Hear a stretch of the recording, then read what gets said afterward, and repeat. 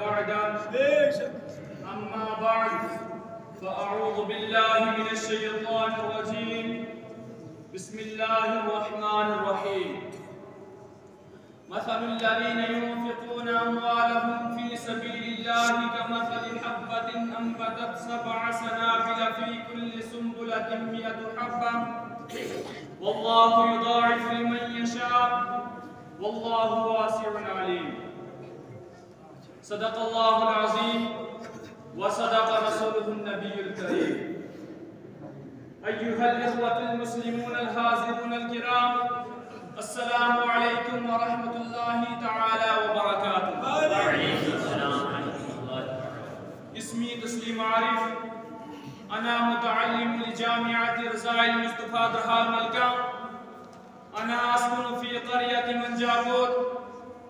أنا أريد أن أسمعكم 3 آيات من القرآن الكريم وأحاديثا عن السخي والبخيل، وأسمعكم أحاديثا عن أهمية أداء الصلاة أيضا. أنا أبتدئ الآية الأولى رجاء أن تسمعوا بالانهماك إن شاء الله تعالى. السلام عليكم ورحمة الله تعالى وبركاته.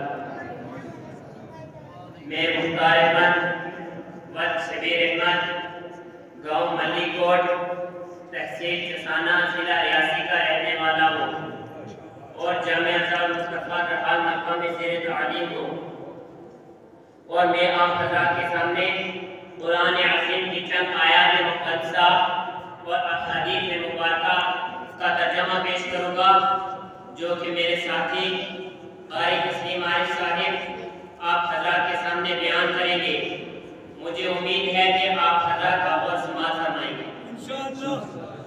اسمعوا أيها الحاضرون الكرام الآية الأولى مثل الذين ينفقون أموالهم في سبيل الله كمثل حبة أنبتت 7 سنابل في كل سنبلة 100 حبة والله يضاعف لمن يشاء والله واسع عليم. معزز سامعین اکرام، آیت نمبر 1 کا ترجمہ ان کی کہاوت جو اپنے مال اللہ کی راہ میں خرچ کرتے ہیں اس دانے کی طرح جس نے اگائے 7 بالیں اور ہر بال میں 100 دانے، اور اللہ اس سے بھی زیادہ بڑھائے جس کے لیے چاہے، اور اللہ وسعت و علم والا ہے.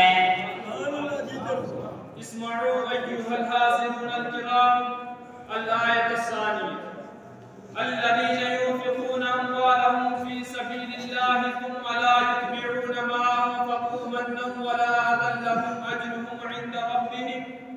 عند ربهم ولا خوف عليهم ولا هم يحزنون. معزز سامعین اکرام، آیت نمبر 2 کا ترجمہ وہ جو اپنے مال اللہ کی راہ میں خرچ کرتے ہیں پھر دیے پیچھے نہ احسان رکھے نہ تکلیف دے، اور ان کا اجر ان کے رب کے پاس ہے اور انہیں نہ کچھ نہ اندیشہ ہو اور نہ کچھ غم. اسمعوا أيها الحاضرون الكرام الآية الثالثة قول معروف ومغفرة خير من صدقة يتبعها أذى والله غني حليم. معزز سامعین اکرام، آیت نمبر 3 کا ترجمہ اچھی بات کہنا اور درگزر کا دینا اس خیرات سے بہتر ہے جس کے بعد ستانا ہو. اسمعوا أيها الحاضرون الكرام الحديث الأول عن أبي سعيد قال قال رسول الله صلى الله تعالى عليه وسلم لأن يتصدق المرء في حياته بدرهم خير له من أن يتصدق ب100 عند موته. معزز سامعین اکرام، حدیث نمبر 1 کا ترجمہ رضی اللہ تعالیٰ عنہ نے کہا کہ رسول اللہ صلی اللہ تعالیٰ علیہ وسلم نے فرمایا کہ انسان کا اپنی زندگی کے ایام میں 1 درہم صدقہ کرنا مرنے کے وقت 100 درہم صدقہ کرنے سے بہتر ہے. اسمعوا أيها الحاضرون الكرام الحديث الثاني عن أبي هريرة قال قال رسول الله صلى الله تعالى عليه وسلم السخي قريب من الله قريب من الجنة قريب من الناس بعيد من النار. والبخيل بعيد من الله بعيد من الجنة بعيد من الناس قريب من النار والجاهل السخي أحب إلى الله من عابد بخيل. معزز سامعین اکرام، حدیث نمبر 2 کا ترجمہ۔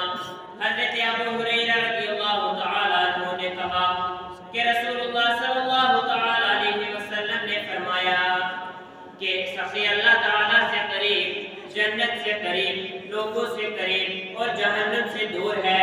بخیل اللہ تعالیٰ سے دور، جنت سے دور، لوگوں سے دور اور دوزخ کے قریب ہے۔ اور جاہل سخی اللہ تعالیٰ کے نزدیک عبادت گزار بخیل سے کہیں بہتر ہے۔ اسمعوا أيها الحاضرون الكرام الحديث الثالث عن أبي بكر الصديق قال قال رسول الله صلى الله تعالى عليه وسلم لا يدخل الجنة حب ولا بخيل ولا منان. معزز سامعین اکرام، حدیث نمبر 3 کا ترجمہ۔ حضرت ابو بکر صدیق رضی اللہ تعالیٰ عنہ نے کہا کہ رسول کریم صلی اللہ تعالیٰ علیہ وسلم نے فرمایا کہ مکار اور بخیل جنت میں داخل نہ ہوں گے اور نہ وہ شخص جو خیرات دے کر احسان جتائے۔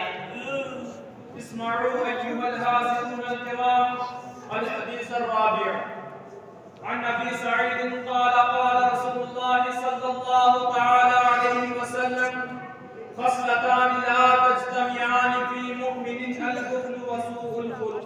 معزز سامعین اکرام، حدیث نمبر 4 کا ترجمہ۔ حضرت ابو سعید رضی اللہ تعالیٰ عنہ نے کہا کہ رسول اللہ صلی اللہ تعالیٰ علیہ وسلم نے فرمایا کہ مومن میں 2 باتیں یعنی بخل اور بدخلقی جمع نہیں ہوتی۔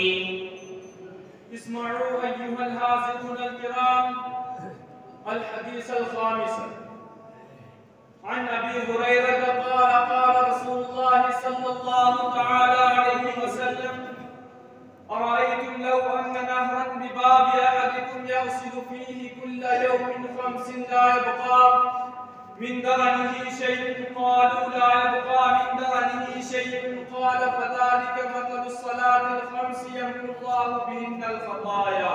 معزز سامعین اکرام، حدیث نمبر 5 کا ترجمہ۔ حضرت ابو ہریرہ رضی اللہ تعالیٰ عنہ نے کہا کہ رسول کریم صلی اللہ تعالیٰ علیہ وسلم نے فرمایا کہ بتاؤ اگر تم لوگوں میں سے کسی کے دروازے پر نہر ہو اور وہ روزانہ اس میں 5 مرتبہ غسل کرتا ہو تو بتاؤ کیا اس کے بدن پر کچھ میل باقی رہ جائے گا؟ صحابہ اکرام نے عرض کیا ایسی حالت میں اس کے بدن پر کچھ میل باقی نہ رہے گا۔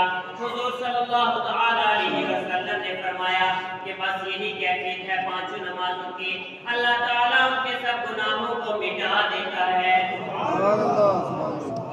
اسمعوا أيها الحاضرون الكرام الحديث السادس عن أبي ذر أن النبي صلى الله تعالى عليه وسلم خرج زمن الشتاء والورق يتهافت فأخذ بغصنين من شجرة فجعل ذلك الورق يتهافت فقال يا أبا ذر قلت لبيك يا رسول الله قال إن العبد المسلم ليصلي الصلاة يريد بها وجه الله فتهافت عنه ذنوبه كما يتهافت هذا الورق عن هذه الشجرة.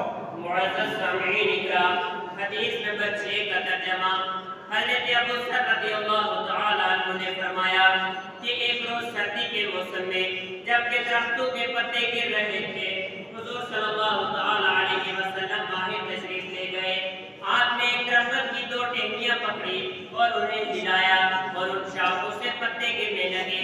آپ نے فرمایا اے ابو ذر، حضرت ابو ذر رضی اللہ تعالیٰ عنہ نے عرض کیا حاضر ہوں یا رسول اللہ صلی اللہ تعالیٰ علیہ وسلم۔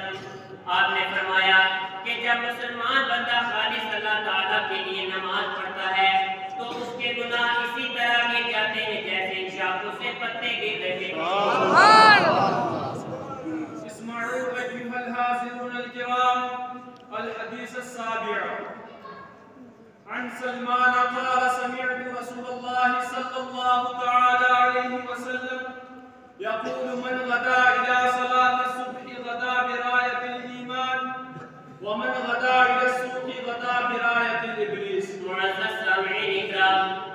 نمبر 7 کا ترجمہ حضرت سلمان فارسی رضی اللہ تعالی عنہ نے کہا کہ میں نے رسول کریم صلی اللہ تعالی علیہ وسلم کو یہ فرماتے ہوئے سنا کہ جو فجر کی نماز کو گیا وہ ایمان کا جھنڈا لے کر گیا، اور جو صبح سویرے بازار کی طرف گیا وہ شیطان کا جھنڈا لے کر گیا۔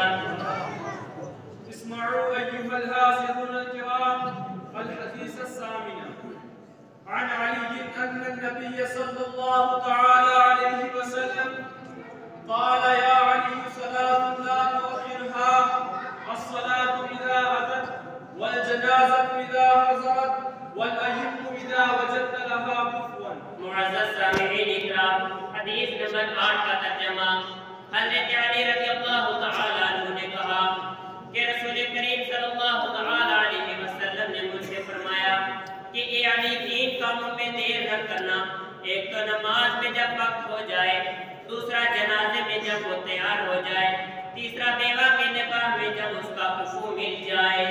اسمعوا أيها الحاضرون الكرام الحديث التاسع عن أنس قال قال رسول الله صلى الله تعالى عليه وسلم تلك صلاة المنافق يجلس يرقب الشمس حتى إذا اصفرت وكانت بين قرني الشيطان قام فنقر أربعا لا يذكر الله فيها إلا قليلا۔ معزز سامعین اکرام، حدیث نمبر 9 کا ترجمہ حضرت انس رضی اللہ تعالی عنہ نے کہا کہ رسول اللہ صلی اللہ تعالی علیہ وسلم نے فرمایا کہ یہ منافق کی نماز ہے کہ بیٹھے ہوئے سورج کا انتظار کرتا ہے یہاں تک کہ جب سورج پیلا پڑ جاتا ہے اور شیطان کی دو سینگوں کے بیچ آ جاتا ہے اور کھڑا ہو کر 4 چونچ مار لیتا ہے، نہیں ذکر کرتا اس کا وقت میں اللہ تعالیٰ کا مگر بہت تھوڑا۔ اسمعوا أيها الحاضرون الكرام الحديث العاشر عن عمر بن شعيب جده قال قال رسول الله صلى الله تعالى عليه وسلم مروا أولادكم بالصلاة وهم أبناء 7 سنين واضربوهم عليها وهم أبناء 10 سنين وفرقوا بينهم في المضاجع۔ معزز سامعین اکرام، حدیث نمبر 10 کا ترجمہ حضرت عمر بن شعیب رضی اللہ تعالی عنہما اپنے دادا سے روایت کرتے ہیں کہ رسول کریم صلی اللہ تعالی علیہ وسلم نے فرمایا کہ جب تمہارے بچے 7 سال کے ہو جائیں انہیں نماز کا حکم دو، اور جب وہ 10 سال کے ہو جائیں ان کو مار کر نماز پڑھاؤ اور ان کی سونے کی جگہ الگ کر دو۔ وآخر دعوانا الحمد لله رب العالمين۔ السلام عليكم ورحمة الله وبركاته۔